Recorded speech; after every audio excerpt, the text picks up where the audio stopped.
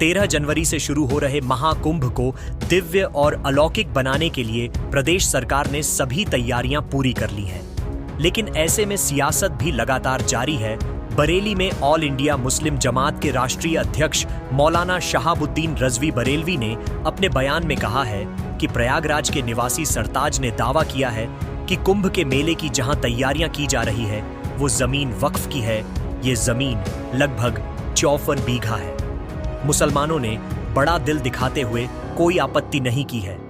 कुंभ मेले के सारे इंतजाम इसी वक्फ की जमीन पर हो रहे हैं, मगर दूसरी तरफ अखाड़ा परिषद और दूसरे बाबा लोग मुसलमानों के प्रवेश पर पाबंदी लगा रहे हैं। ये तंग नजरी छोड़नी होगी। मुसलमानों की तरह बड़ा दिल दिखाना होगा। मुसलमानों ने हमेशा बड़ा दिल दिखाया है और उसके सबूत दिए हैं। उसकी मिसालें भी बहुत सारी मिलेंगी।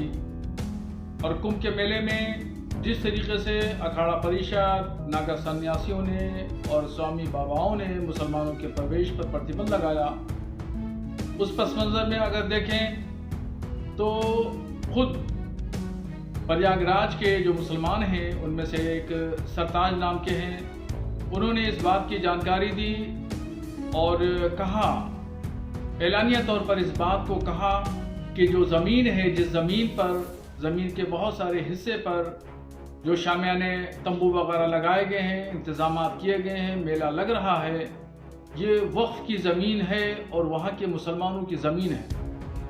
मगर दरियादिली देखिए मुसलमानों की कि मुसलमानों ने कुंभ के मेले की तैयारियाँ, शामियाने और पिंडाल, रोड और सड़कें और खड़ंजों पर कभी मना नहीं किया कि यहाँ पे मत लगाइए।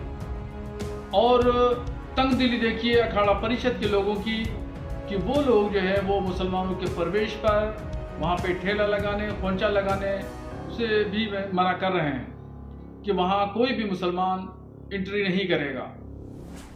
बड़ा दिल दिखाते हुए मुसलमानों ने इस तमाम व्यवस्था को कायम रखने के लिए कोई भी आपत्ति नहीं की और 55 बीघे की ज़मीन पर, जो वक्फ ज़मीन है, वो ज़मीन पर कुंभ मेला लग रहा है।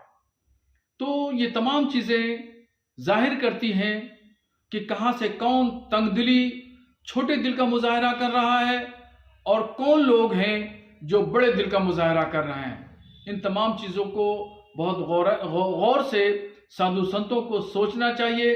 वहाँ के जो जिम्मेदार लोग हैं उन लोगों को इस पर गौर करना चाहिए।